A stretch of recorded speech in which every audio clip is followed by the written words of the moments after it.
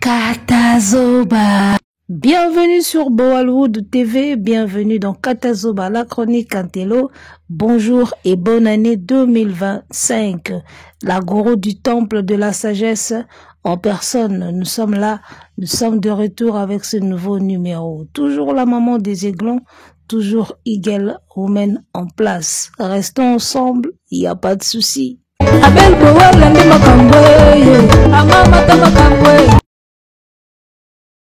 Le Kema vient de récompenser Héritier Watanabe, meilleur chanteur rumba 2024. Nous pouvons aussi dire que Héritier Watanabe, c'est l'artiste rumbiste le plus récompensé cette année en 2024.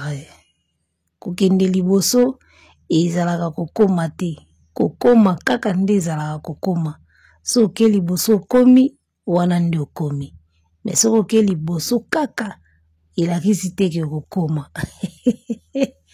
Héritier Watanabe aye na ye na sima, abandi na ye makambo na sima batutu, mais alio tozokendela toko changer maloba. Na langage moko na lobaka. Avant de parler, il faut tourner sa langue. Cette fois, si tu ne tournes pas ta langue, c'est que tu vas tourner ton discours. Bon, tourner, c'est pas vraiment le mot approprié, parce que c'est un proverbe au nalobango mingi na lingala. Ça dit que soki ozo loba, il faut que balola le lemo cette fois avant oloba. Soki o baloli le lemo te avant oloba, c'est que o balola nde maloba. Et so baloli le lemo te avant oloba, c'est que o balola nde maloba. Parce que en parlant, il faut peser et analyser ce qu'on va dire. Si on peser en côté ou analyser en côté, au lobby bilobela, il y a que tu vas revenir pour changer ma loba. Donc voilà, bravo à Héritier Watanabe, troisième récompense, Nani Moko, et pluriel et bandarana 2. Après les 2 trophées, Oyazoki na cadre toujours Yarumba, et voilà, diplôme de mérite. Moi je pense que lorsqu'on fait de la rumba et que tous de la rumba récompense, et ça la moi fierté, ça la moi bien. Parce que tout le monde a eu le discours. Il y a oh non, ils ont rumbaté, ceux qui ont eu trophée, ils ont rumbaté. Ils ont rumbaté, ce qu'on moto a zouango, ce qu'on a rumba. Bolo bali sousouti. Alors, en entendant toya na émission, oyo na la kakibino ya recadrage, ya live oyo actu du net basalaki na ya loboko mbenga. Live wana pena, live il y a 2 heures. Donc s'il faut recadrer ça, c'est la 3 émissions à recadrage, parce que beaucoup de choses ont été dites, na ya solo, na ya lukuta, na ya makambo, il faut tout ya qu'on recadrer. Mais en entendant to koma wana, na recadrage, il y a live et actu du net, au basalaki, na ya loboko mbenga. En tout cas, tout solanano, animation, yamboka, nabiso. Alors, c'est quoi l'animation déjà ou le seben? L'animation, le seben, la talaku, ce sont des noms auto-attribués à la forme moko boye et la musique nabiso congolaise autobiengaka style ndombolo. Dans la musique congolaise, on a un style qu'on appelle le style ndombolo, la musique ndombolo, c'est-à-dire c'est basé plus sur la talaku et l'animation. C'est basé plus sur la danse, d'accord? C'est le d'habitude, on a l'habitude de l'appeler le générique de l'album. C'est-à-dire que c'est une chanson phare qui conduit l'album. On appelle ça le seben, soit l'animation, où on voit les animateurs faire les atalaku dedans. Donc, cette chanson composée des atalaku avec des cris différents, des chansons, des morceaux de chansons différents et différentes, voilà. Ce style de musique-là, c'est de ça qu'on va parler aujourd'hui. L'animation composée des atalaku avec des cris dedans et qu'on appelle autrement le seben, qui fait le style ndombolo dans la musique congolaise. Je ne sais pas si je l'ai bien dit. Alors c'est une forme de chansons très très animée et très dansante. C'est vraiment la chanson qui fait danser dans tout l'album, si on peut le comprendre comme ça. Alors qu'est-ce qu'on a remarqué? Nous personnellement sur Katazo Babo Alo TV, nous avons remarqué que ce style de musique là, en tout cas, ne donne plus en ce temps-ci. Il faut qu'on se le dise. D'accord? Ce style-là ne donne plus. Il y a eu un moment, déjà à l'époque où on a lancé Ndombolo, l'époque des Tutu Kaluji, déjà en commençant par l'époque des... Bon, s'il faut revenir à la genèse, d'accord, de l'histoire, les Atalakou, Atalakouma, le monsieur qui s'appelait Atalakou là, c'est lui qui a donné son nom à ce style de musique qu'on appelle les Atalakou. Ça a commencé avec les Atalakou, ça a commencé avec Yaya Nono, je crois. Il y a un animateur qui venait de décéder d'ailleurs récemment, l'année passée, je crois. Voilà, ça a commencé avec les Atalakou, ça a commencé avec la génération des Atalakou là. Ça a commencé avec eux. Avec Zaïko, je crois, l'animation a commencé avec Zaïko, si je ne me trompe pas. Zaïko, et après, tout le monde a pris. D'accord? Tout le monde a pris le style Atalakou, le style animation. Ça a commencé quelque part. Alors, depuis le commencement des Atalakou, de l'animation et tout, ça a toujours marché. Ça a toujours bien marché. On a d'ailleurs eu beaucoup d'Atalakou dans l'histoire de la musique. On laisse beaucoup d'écrits dont on peut citer Atalakou, Atalakouma, Atalakou. On a connu chez Wenge aussi. Il y avait un Atalakou qui animait beaucoup chez Wenge et tout. Après, il y en a eu chez Quartier Latin, voilà. Tous les orchestres de la RDC utilisaient ces formes-là des Atalakou dans leurs chansons. En tout cas, depuis tout ce temps-là, ça marchait. Jusqu'à ce que on est arrivé à cette étape où on parle de la musique urbaine, musique internationale, d'accord? World music. En tout cas, jusqu'à ce qu'on apprenne là, ça existe la musique urbaine, de la world music, la musique internationale. Jusqu'à ce que on en arrive là et on a remarqué que le style Atalakou n'accroche plus comme c'était avant. Ale mbuta mbuta filibele katuki mamuna pose mwana. D'accord. Le style Atalakou de Bill Clinton qui a d'ailleurs inspiré l'un des grands chanteurs ivoiriens, Daichi Khan, paix à son âme, qui nous a quittés. Bill Clinton avec Watatuka Sebunimu Kandila Tulunda Benjelo Tuetu Baluba Nibana Lulu Wakatusha Dikunimato Boachini Bakanisha Balunda. On a connu des légendes comme Bill Clinton, des légendes comme Juna Mombafu. Et Juna Mombafu à l'époque, il faisait quoi déjà? Ah, Pepe Kale, donnez-moi Zalimetier. Bileko Juna Mombafu. Voilà, l'animation a commencé comme ça. Et jusqu'à ce que Bill Baye, Léo Baye, et c'est Léo avec,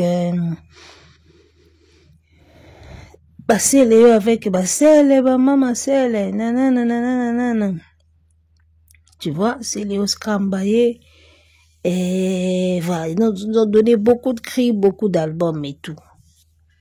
Alors, comme je l'ai dit avant, jusqu'à ce qu'on apprenne sur la musique urbaine, la musique mondiale, musique internationale, du coup, ce forme de musique là, ça ne marche plus. Il y a des Atalakou maintenant qui font leur générique, hein. C'est comme ça qu'on appelle des chansons sébènes ou génériques, avec des cris pas mal, jolis cris, mais ça ne marche pas. Moi, perso, ce que j'ai constaté, c'est que Bill Clinton Kalonji. Remarquez, Bill Clinton a sali bata et belé, a bimzara album, a betara générique, mais kanga a souté. Donc animation ya musique na biso ekomi kokufa bila kanga suti. Si lewa ute robeta kombe mogwawa isalaki neti ka neti, mais en vrai ekanga suti ba animation. Même si on tali et pas ya wera, ba otobeta 7e jour de la semaine, on dirait l'équipe mwambangu. On dirait l'équipe mwambangu. Tolongo wana soki tozui nani siko asali animation. Ba animation pe non dirait zo kanga suti. Même la dynastie Bill Clinton a boakaki. À part le fait que ba bebana ki tout ça na fait mais y a générique qui pene zo kanga nango ka suti. Donc ba générique ba animation ya ba talaku ezo simba suti. Ba DJ ba komi koyokana plus que ba talaku. Ba DJ na biso ba oti ko reni Samari na betela biso bibi e cartona makasi bo wana. Ozui Amarula betela biso la banane balongo la raposo baliaka. Ozui nani susu momboshi kuta oto binisa biso hawa. Soki 2-3 fois mobimba to bina aka momboshi. Batu bazo beta ba décalé bazo yokana. Makasi kolekana ba talaku. Lelo atalaku ata sali générique abwaki ndenge nini. Ezo kanga suti, ezo simba suti. Eza ko simba lisusu te. Tozo yebate bango nde mutu bazo zangisa eloko moko boye. To mato ya bato elembi yango ekomi na posa eloko mususu ya sika. Tozo comprendre te. Tomona ba générique lokola ba solo la bien et cartonawa ya osakana te. En tout cas, toza na biso bien. Bongo baba kolobaka de gauche wana kibusa pipa. À l'ouest, nord, sud, yawera yange makambo esala. Wenge tomona makambo. Ok yango ya bien. Tomona ba solo la bien. Petit frère solo la bien. Keta ale keta kaputula adefini ongolo kola kofuta dende ngobi abozonga lobi na kofuta tori tomona ba animation cartona awa ba créer cartona lokola dina ndegela tata matene ndina ndegela ba créer cartona lokola ba sele ba mama sele ba créer cartona ba alerte. Tu vois, banzota mama misuni soki kota grand porte Félix Oazé quoi. Ba générique cartona toki côté ya Kofi ba générique cartona ba CNN ba boaka na ba niveau ba kérosène ba boaka ba bébé kero ba boaka banani sarabati ba boaka. Comprendre? Mwana natikaka moke ekoli bakata fumbo esimba. Côté JBP ba anti-terreau ba TH, surtout TH. Biso tozali humble, Christophe Muzungu. Sansa mari humble, souverain avandi na ye, baye ko benga ye. Donc bref, tout le monde a générique cartona, ba créé cartona na Congo, mais les mêmes animateurs, les mêmes atalaku ne sont pas tous morts. Bazana nous vivants. Mais bazo kokali susuko binisa Congo na bangote, o ba binisa kakala. Ba générique esimba soute, même côté Fabrigaz, to beta to koma kase. Ewo, to binisa ka Congo, so ndenge nini. Ko binisa mboke koma mo mesana, bozo ko binisa biso soute ba animateur. Zikida to bina ya mado to bina. D'accord? Tozo ko bina soute. Ba animateur tozo ko bina lisusu te. Alors, qu'est-ce qu'il faut faire ou qu'est-ce qui manque aux animateurs? Moi, je pense que ba animateur nabiso bozana choité, il faut beaucoup takaka na rythme ou ba DJ ba komi nango. Beaucoup na rythme ba DJ, c'est pas dire que beaucoup manetika ba DJ, mais bo adapter style ya animation ba DJ ba sabo ba DJ ba sala animation. Mais bango suko ba kendara nango de manière ba structurer nango bien. Tu vois? Ba structurer nango bien, ko structurer nango bien ezandi na sens nini. Au moni nzembo, il faut ezalaka na refrain. En tout cas nzembo ya malonga je pense que naza docteur na chanté, naza professeur ya chanté. Mais ndenge ka toyokaka ndenge to apprécier ka musique yango. Je pense que nzembo oyo ezalaka na refrain, ezalaka bien perçu. Tu vois? Ba DJ bayelaka biso nzembo oyo ka refrain eza. Soko zwi neti Rebo Chulo na Samarino. Laissez les enfants jouer. Laissez les enfants jouer. Tika bana basakana. Okombo na tika ki mwana moke na beta to na kotia koli ngande mama na bango. Laissez les enfants jouer. Refrain eza laissez les enfants jouer. Ato yembi nini ozonga kawana. Voyez un peu. Et moi je pense que c'est loko ezozanga na ba animateur. Lande la structure ya ba animation. Ya ba générique et betema na album tout ya ba congolais. Au mona que générique ezaka na refrain te. Générique kendaka loko train. C'est-à-dire aux locomotive, aux ba wagon, aux ba wagon, ba bengango, aux kende. Générique kendaka loko train ti na suka ekati. Générique ezaka na refrain te. Or nzembo soki eza na refrain te.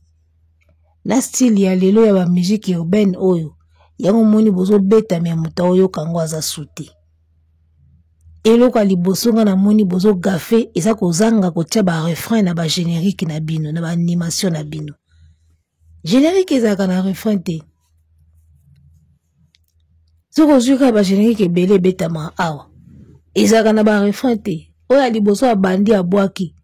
Tikela ngona motango tubene keba ilanga lopengo bana suka ndetanga nginga nzu keba ilanga lopengo bana suka ndetango manze petit frère ozoka kate enda kuna totila enda kuna monda mazuku enda kuna totila ebolingi na loba ya waraso ningama yandi mosi ambassadeur de la paix soki bolingi na loba kukongo Brazzaville sibakina kine titukine kisasa Kongo yoyo wisati ya simba mumasakuti ya kubikitone seriwite ma mitumingulu dia tulu Kongo ivevele da omo na place na bandi na place to komi eloko moko ezozonga 2 fois 3 fois izati ezokende kaka ti okota kotea azalaka lolendo kitone bile asukisa ye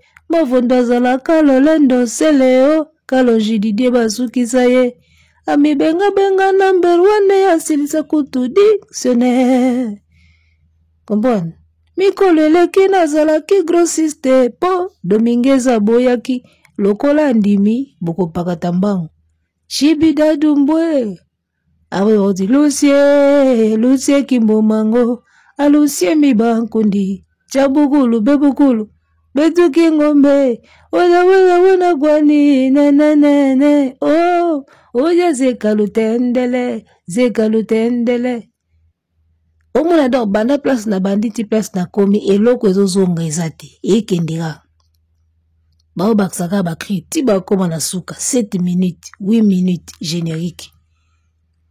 Déjà sur le plan timing bozo gafi ba générique ba 7-8 minutes boke nango wapi et puis na générique omona tala ba cri ebele ba cri wana boboka na ba générique okosala ngo ta 3 nzembo aussi sengo nyonso na générique moko refrain ezati bando bale ko bwaka ozobwaka kaka obwaki aussi obwaki ya mibale obwaki ya misato so vous êtes 2 animateurs muso à côté abwaki 4e ki 5e 6e bozo bwaka biloko ebele ya bien en désordre alors que ba cri wana misato mine mitano wana boza nango okosa nango ta 3 nzembo ya on a ki fere na nzembo ya mobondo azaki na 3 chansons mobimba azaki na 3 thèmes ya ko développer ayembe ono na nzembo moko izape cohérent pete nzembo ngo eloko ezoboma animation eza liboso manque ya cohérence. La plupart ya ba chansons na biso ba générique ezaka cohérente. Au moins na créé liboso rien à voir na ya mibale. Créé liboso ezoba makamususu. Ya mibale pezo le beloko mususu, ya misato eloko mususu. Ti ba kokoma na suka. Donc eza ba fragment moko boye o eza ko eza suite logique te. Omoni, elo kwa to mona kango te na début. Mais moi je pense que lelo, il faut beau réparer en haut. Il faut beau réparer en haut. À l'époque, ça cartonnait parce que le Congo, en termes de musique, c'est nous qui dominait. Bakoye bangote bakota te bazo bina kaka. Omoni, bazako bina kaka na sukusu wana na ngwasuma wana bao bina kaka. Mais lelo, nandenge to perda place na biso ya ki numéro 1 na musique na Afrique. En tout cas, il faut vraiment qu'on revoie Babiloko Ebele. Tu vois? Boko banda, hélicoptère, eza goya phénomène, boyamba ye.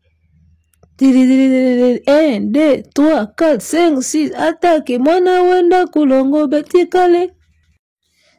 Ti bakoya kokota na, ayaya ntingwema, ayaya mavembwe, ayaya mulampi bele, mudia kota tout le monde keba, amona niema. Vous comprenez? Akilumbu kekese. Ige luvelela kilumbu siya sopa. Générique ndenge ezalaka wana ko banda na cri ya début ya générique. Ti na cri ya suka, ça n'a rien à voir. Et le bamaka moko te, eza pe na lien moko te. Est-ce que nzembo normal il faut ezala ndenge wana? Tout se poser dans ma question. Est-ce que une chanson où il est censé véhiculer le message, est-ce que nzembo il faut ezala ndenge wana? Banda na cri ya liboso, ya mibale, et ainsi de suite. Tina dernier cri, ça n'a rien à voir, et l'obelelo au mon côté. Normalement, nzembo ekoza abongo te. Nzembo ekoza abongo te, logo mobondo ya fere. Biso bagolwa, ya fere gola toko ya mobondo. Tulungwana, my baby, tiko silika. My baby, tito koma aso mani. Ça dit que soko zunzembo mobondo logo la filme.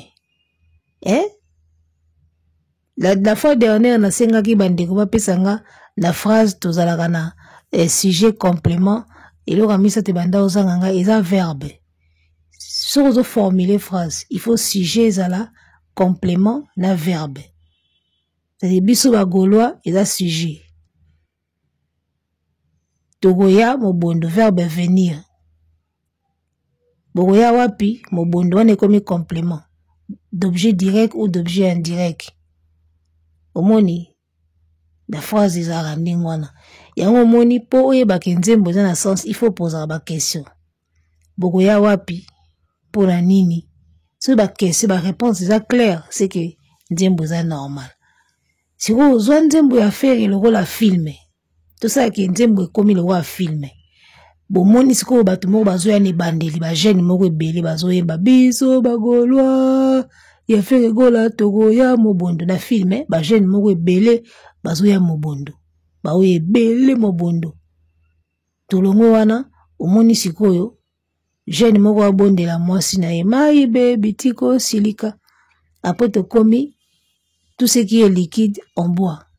Après toye aso mande aso Tuesday zongo logo ya filme. C'est-à-dire aloko filme moko boye filme bandi omoni ba jeune moko quartier bakanga me belé ba otambola na veni. Voilà la première séquence. Deuxième séquence omoni jeune moko abondela mwasi na ye.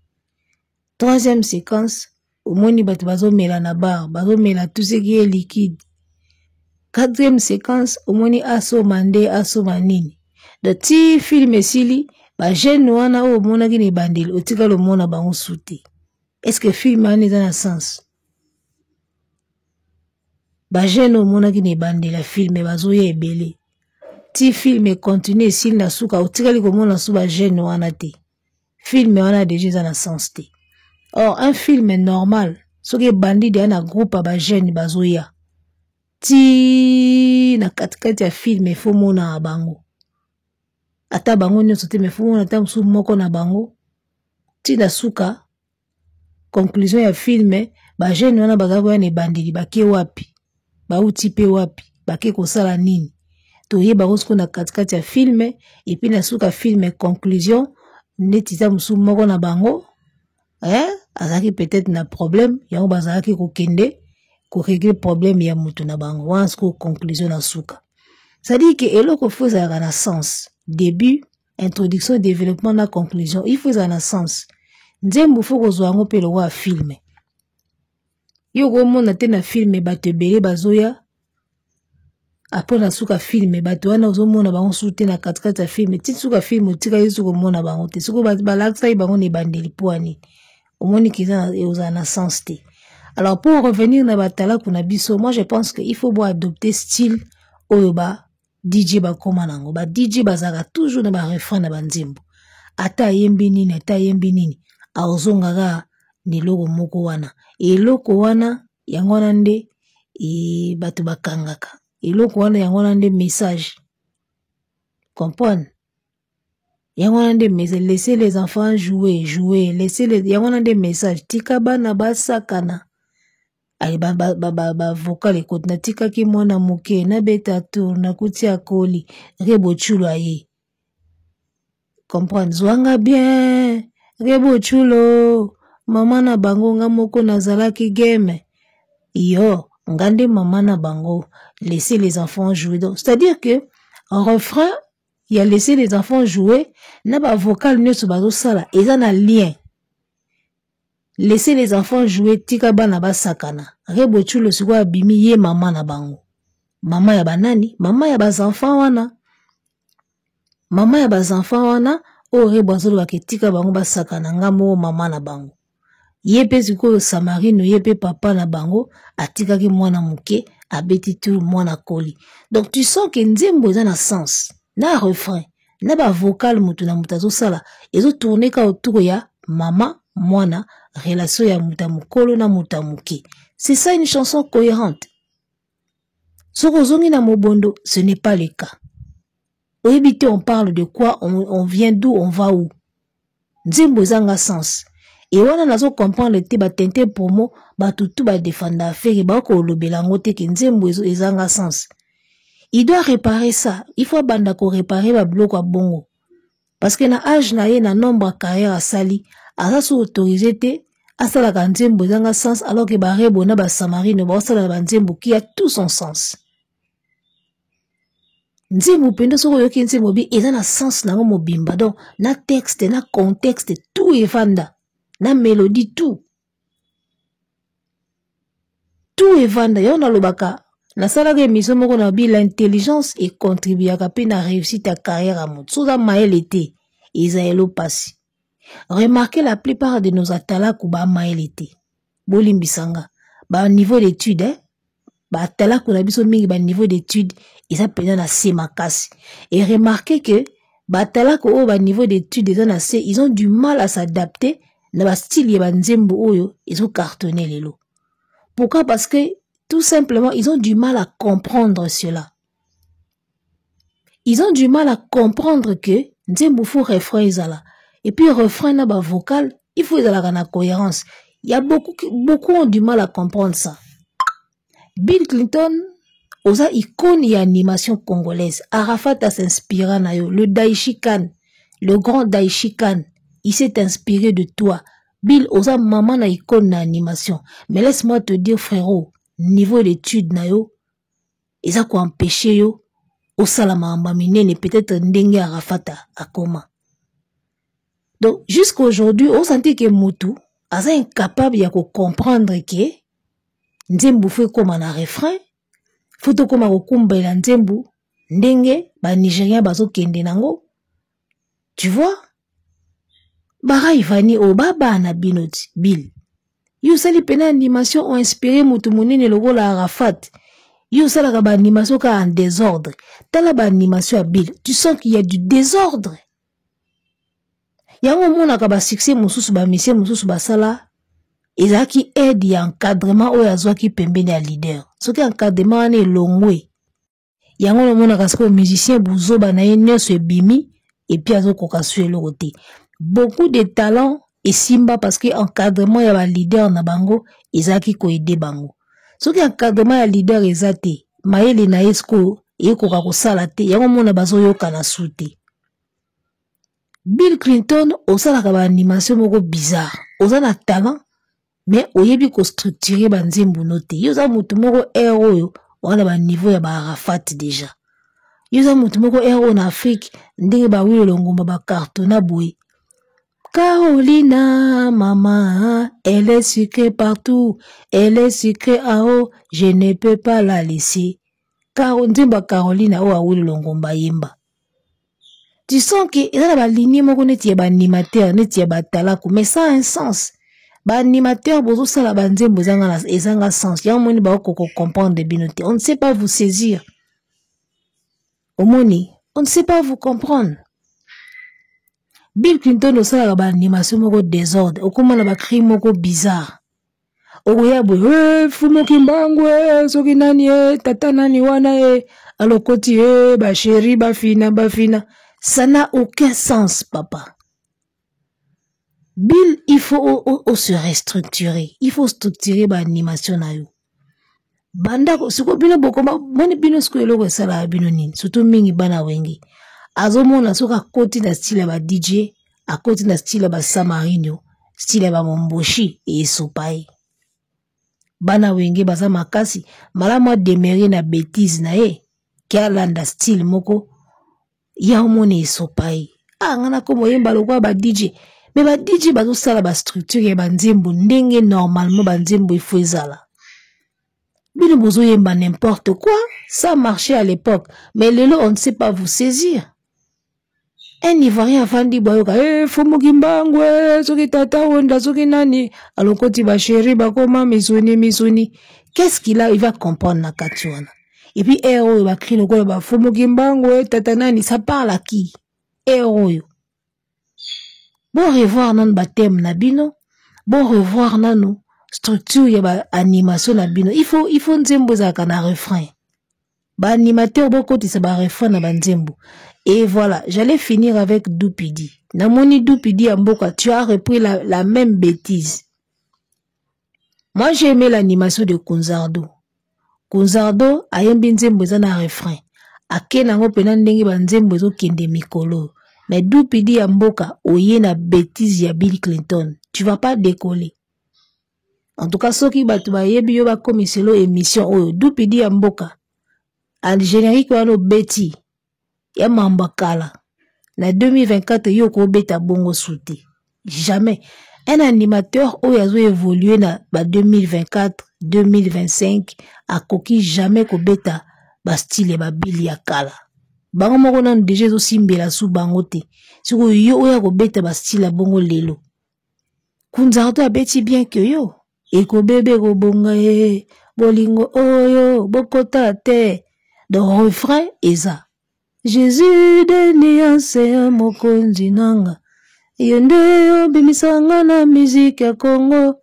Mikolo yo tozobi na danse oyo. Eko bebe ko bonga ye. Refrain yango wana. Bolingo oyo. Eko bebe ko bonga ye. C'est ça le refrain. L'animation, il faut ba refrain kota. Doupidi oyembi nzembo zanga refrain. Ozana ba cri ya bien. Obandino bien. Dozo kende, oboka ta soki 5 cris, papa. Au lieu économiser ba cri na yo, osala refrain moko ya bien. Oboka lo moko wana soki ya musuni, soki nini. Vanda na musuni wana yango nde refrain. Alors osali siko ba vocal.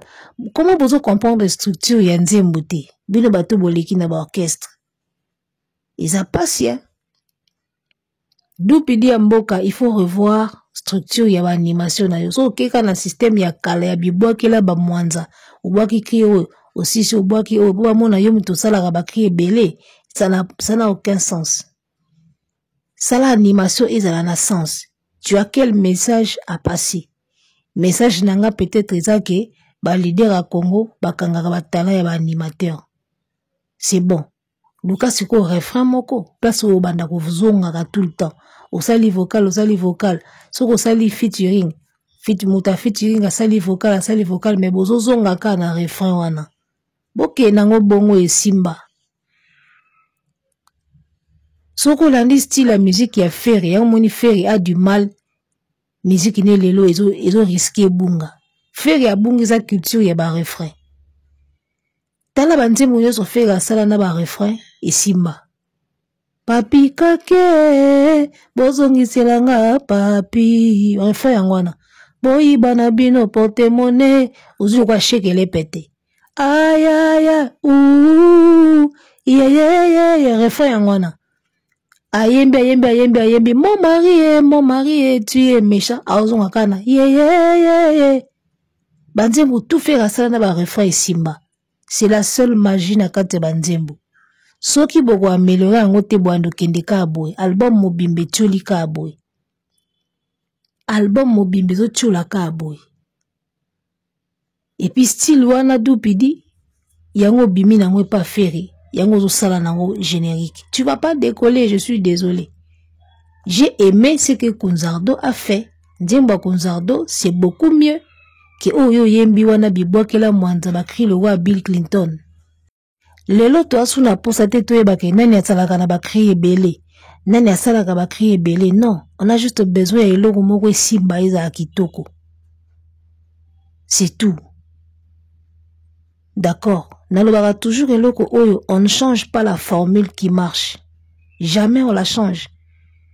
On ne change pas la recette qui fonctionne. La formule qui marche bien. La recette qui fonctionne bien. On ne la change pas. On ne la change pas. Si vous avez que recette ou anande sala kabatuba ya kolia na restaurant na yo, on change au point.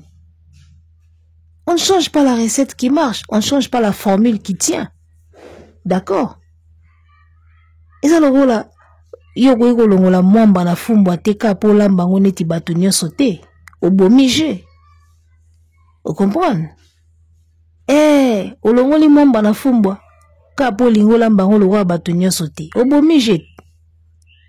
Sentiment ya fumbo ifanda na mwamba. Na mwa mutsambo pembeni. Soko yo lingola mbango na la mbango lo wa bato nyonso te. Olongoli mwamba. Olongoli siko élément capital ya fumbo. Pour la mbango ka différemment. Obomije. Iloko siko ba animateur ebele ba osala wana. Alinga na ye nalambaka lokwa bato nyonso te. Nalambaka lokwa bato nyonso te.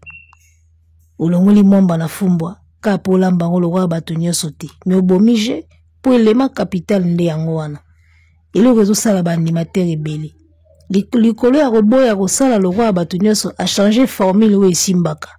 Mais c'est une bêtise. On ne change pas la formule qui marche, on ne change pas la recette qui fonctionne, on la garde. Atezo sala maloko abatu nyonso, yango ndezo fonctionner. Si ça fonctionne chez lui, ça fonctionne chez lui là, ça fonctionne aussi chez l'autre, ça doit aussi fonctionner chez moi, je la garde. C'est qu'ils a formule là bien. Si ça fonctionne partout, si les a formule là bien, il faut la garder. On ne change pas la recette qui marche, papa. Yo on a bêta kaloko batu nyonso te na changer. Au changer sur le longo l'élément capital. Au longo la refrain na nzembo. On va saisir quoi? Yamuni banzembo zo lekaka afiu. Banzembo ebele zo lekaka bon. Parce que bozo longo la ba formule ezo simbaka. Ça va pas. Yo longo la fumba na mwamba. Mwamba la fumba. Kapola mbango lokwa batu nyonso te. Il est lioti. Oluka mutako liango yo fumba sa mwamba yo. Talio. Donc voilà, ba animateur boko tana jeu, boko sonité, boko tana structure ya banzembo ezala na ba refrain, nzembo ifo lo ba likambo moko. Vous comprenez? La meilleur exemple na kope Sabino, le meilleur exemple Isakaka, laisser les enfants jouer à Samarino. Une chanson bien cohérente. Refrain nango ezaka laisser les enfants jouer, laisser les enfants jouer. Tika podige asakana. Na tika ki mwana muke na beti tu akoli. Ça un lien. Ngande maman na bango. Zwanga bien. Donc, ils ont qu'à laisser les enfants jouer. Ça, c'est une chanson bien cohérente. Bolanda structure wana. Bill Clinton tika biyembela na bibwaka bwaka. Okoma na bakri moko bizarre. Okoma na bakri moko bizarre. Bobwaka kana bakri we kolobela pe ba ivoirien na ba camerounais. Quand Ferré a chanté mon mari, tu es méchant. Mon mari, tu es méchant. Avant le mariage, oh, tu étais gentil.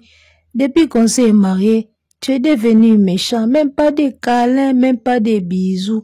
Ouh, yeah. Qui n'a pas compris? Ça marchait bien cette chanson. Parce qu'on a compris les paroles. Ça parlait à tout le monde. Ça parle à tout le monde. Avant les mariages, après les mariages, ça parlait à tout le monde. Et puis, refrain, ils ont la carte en disant, il y a des refrains. Na autotune, batia na kati. Shekele pete. Aozonga kawana. Ça a très bien marché, Nzemboana. Si vous voyez, moko afanda kaboy, aye bate. Elo woni ne sala ke Nzemboane simba po a garder yango. Mabe na bango yango wana. Baye ba na bango te. Tango sali elo moko esimbi. Il faut vanda okanisa. Elo woni ne sali ke Nzembo esimba. Eze élément. Bon, on la garde. C'est pas que tu vas nous sala ka bongo, mais tu garder ka ba élément de base. Tu vas nous varier ka moi ndambo, mais tu vas nous zonga ka na structure wana. C'est comme ça. Yo sali lo moko simbi. Après, n'a changé. Na sala ki de bongo n'a changé. Il y a des recettes qu'on ne change pas parce que na lamba ki de bongo lobby, na lamba sou bongo lelo. Siko. De so otoki sali lo so lobby, o otoksa sou lelo te faut ça netini. Otanda ona moi. Tosuki na biso awa. Arrêtez la musique. Arrêtez quoi?